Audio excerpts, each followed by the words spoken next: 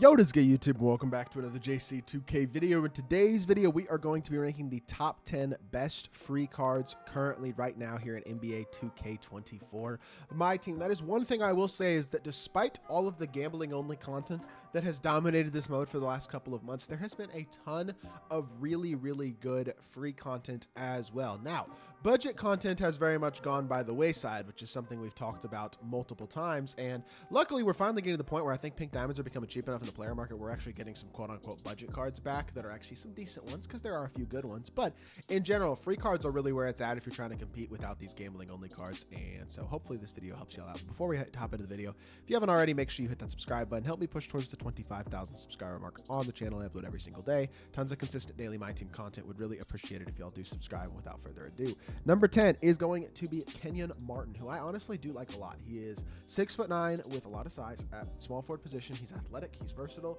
94 speed, 89 3 ball, really versatile, good defender across the board. Has great, especially slashing and defensive badges, but also he's got good playmaking and shooting ability even as a base card as well. Comes very complete, and I think overall is a very good option at the small forward position, especially for a free card because of the elite defensive versatility, the 6'9" frame. Not a horrible release either. Some decent sigs, tray escape, MJ dribble style, gives him some go-to moves. Like overall, I think he's really good. First of all, I think he does a lot of things really well, and I think he's going to be I think he just holds it down at a very high level as a cheap, or I guess a free small forward. You can compete against top tier options. Austin Reeves, who I have at number 9. Reeves' biggest flaw is just that, well, there's two. Number one, he even at 6'5", his player build is not very huge.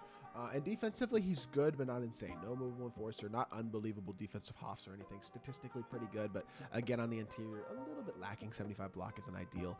Like, the card is very good.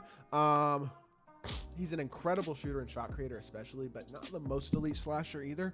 I just think when you compare him to like the very best point guards in the game, of which there's a few that I still think are better than Reeves, as good of a card as he is, I think there are better options is kind of what I'm saying. Elite fade, elite movement, elite like really solid sigs as well. Overall, he's an amazing card. He does a ton of things really well. I just have a hard time personally putting him higher than number 9 on this list with how many good free cards there are and with the small weaknesses that he does have. Lauri Markkanen is who I have at number 8. This card is just an absolute sniper, pick and pop threat, 7 foot, and can play small forward as well. So he's got a size advantage over a lot of cards. And I mean, 2K really did soup this Lauri Markkanen card up. He's got like, sigs wise is not great, but he's a very athletic finisher. He's a great shooter. He does a lot of things really well. He's actually a pretty good defender as well. Pretty versatile defender. Has a movable enforcer on gold, which is big. Can guard on the perimeter and the interior at a pretty high level. And 89 speed is not horribly slow for a small forward. So that will also get the job done if need be. Overall, I think he's an incredible shooter with a really nice release. I think he's very athletic. I think the size at 7 foot and the versatility, being able to play small forward or power forward at a high level, is also really valuable. And overall, I'm just a very big fan of what this Markkanen card can give you at the power forward or small forward spot. Number 6 is going to be Alperen Sengun, who I believe is... this is interesting. I kind of want to put Markkanen over Sengun. I'm going to put Markkanen over Sengun. I'm making that swap. Sengun's release is not amazing. That is the flaw with him. Movement-wise, he is actually quite good, especially for a power forward. And I think Vag-wise, he's also very complete, very well-rounded. I like the card in a lot of ways. I just think 91 speed, 92 3 ball, like all around really solid, good badges all the way around. Just a very versatile, well-rounded big. Can guard on the perimeter and the interior, half a movable enforcer, all that type of stuff. Release is just not unbelievably great. If you're looking for things to nitpick with this card, that is definitely the thing. And I think he's very good still, but I do think if his release was a little better, I'd be higher on him as a card, because that is the one flaw with him that does kind of hold him back a little bit compared to a couple of the power forwards that I might consider a little bit better than him at this point. At the number 5 spot, or sorry, the number 6 spot, I am going to go with Terry Dishinger. He's only 6'7" at small forward. That is Terry's biggest flaw pretty easily, in my opinion, is I guess a perceived lack of size. He's not tiny, though. I mean, I don't think he's like a liability size-wise. 6'10" wingspan. He's got really solid. I mean, his badges and stats are obviously incredibly good and well-rounded. He's a very versatile, good-looking card. Can defend his butt off for sure, although gold clamps at small forward is a little strange. I'm not going to lie. That is there's some things about him badge-wise that are a little odd, but honestly, do they really matter that much? No, not really, I don't think. I don't think you're going to get a huge difference out of the way his defensive badges are that much. He's got great defensive stats. He's super athletic, has a great release, 94 speed, 95 through ball. Really nice release. Fade is not the best, and his SIGs are also, like, Kimba escapes very good, but some of his SIGs behind the back isn't the best behind the back. I think he's got Halliburton, which is still a pretty good one, to be fair. As a whole, really good card. Does a lot of things well. There are a couple things you can nitpick that you would like to change, and yet he's still one of the best small forwards in the game. So I think Terry's still a really good card. Amari Stmy is who I have at number 5. The thing about Amari is, yes, his release is not as good as Terry's, but he's a 6'10 small forward instead of 6'7. He's got pretty close to perfect SIGs as well, and he is also very complete stat and badge-wise. He may not give you quite the playmaking. I mean, his SIGs are actually better than Terry's, but he may not give you the 3-hunting ability simply because of the way that his release is not as elite, but his release is fine. You'll hit wide open with him, and that's about all he really needs to do. When it comes to shooting, you can hit some fades with him maybe, but really what he gives you is slashing, athleticism, and size and switchability at 6'10" at small forward. The size, the value that he provides so much value defensively and as an athlete, and just overall as a complete option at the small forward position with his level of size, that I think it can kind of override the fact that, to be fair, his release is not the best release in the game, and that is definitely his biggest flaw and the thing that does hold him back a bit, but I still think he's a really good card, and I think it's fair to put him at number 5. Number 4 is going to be Gilbert Arenas. Gilbert Arenas is, in my opinion, the second best point guard in the game. I think the 2 best point guards in the game are both free right now, so got to give 2K a lot of credit for that.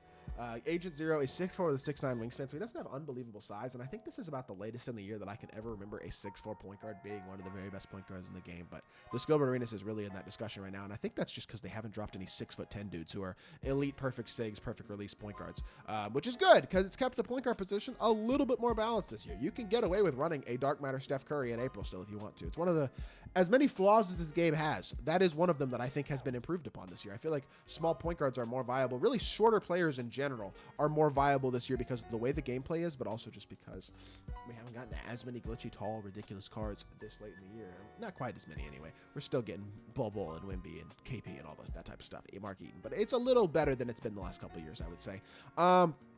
The real thing for me, honestly, is that I think his SIGs are phenomenal. His release is also super fast, and he moves very, very well. I understand that the normal fade is not the best fade in the game, but everything else about his SIGs is something I really like, and I think as a whole, he just gives you a lot of completeness. Really, really great defense as well. Having Hoff movable is a big deal, especially at only 6'4". The fact that he's got that Hoff movable enforcer is really nice. Hoff post lockdown, Hoff anchor, all that type of stuff.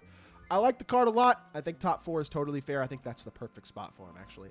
Bill Russell at 3 makes total sense, too. Best free big in the game easily right now. The only big that's coming out in the near future that I think might challenge that is potentially is that Dark Matter Dikembe Mutombo that's coming out next weekend. Or not next weekend, the weekend after, I should say, is the salary cap reward. 6'10" with a 7'4" wingspan. Elite athlete at every single defensive badge in the game. He's got 97 speed, only an 83 ball, and his upper is kind of strange. But do not let that dissuade you from grinding for this card if you haven't already. I think he's 100% worth the grind, and I think his animations are phenomenal. I think he really does defend incredibly well, and I also think his release is just, I think people are a little bit too harsh on his release. It's not a bad release at all. It's nice and smooth. It's quick. It's easy to green. Yes, his upper's a little strange, but I love this card. Not to mention, great SIGs, Jamal Murray behind the back, John Wall drag back, Kobe escape, D-Book dribble style. I can move like very well with this card. He gives you elite level playmaking ability at the power forward position as well.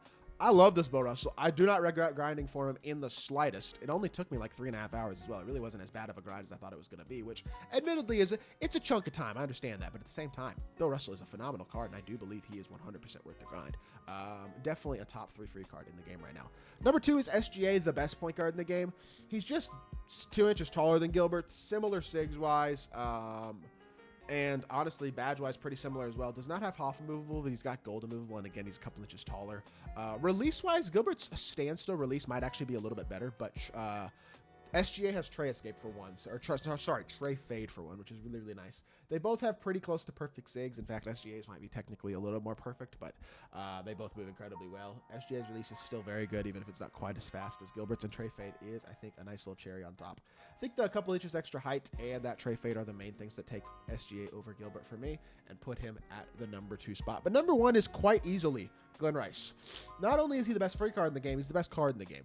And he's the best 3-hunter in the game, best release in the game, fastest release in the game, glitchy. I mean, he's got perfect SIGs, an elite level fade, arguably the best fade in the game with Pro 2. He is basically pretty much either the best or arguably the best at everything in this game, which is really nice, obviously, because he is just incredible across the board. Does everything well, even as often movable defensively. He's a 6'8 shooting guard, so he's got elite level size. There is nothing to nitpick about Glenn Rice. He is the best card in the game right now and the only truly like perfect-ish card in the game, in my opinion. Very much an in-game card. Very much a card who, with his animations, will play for, I mean, the rest of the year if you do grind out and get this card. So I haven't gotten him yet, but I'm excited to get him and add him to my lineup because he's going to be an additional huge gain for my squad. So hope y'all did enjoy the video. If you did, make sure you hit that like button, leave a comment, and subscribe. I'll be back with more 2K content very, very soon, and I appreciate y'all. Peace.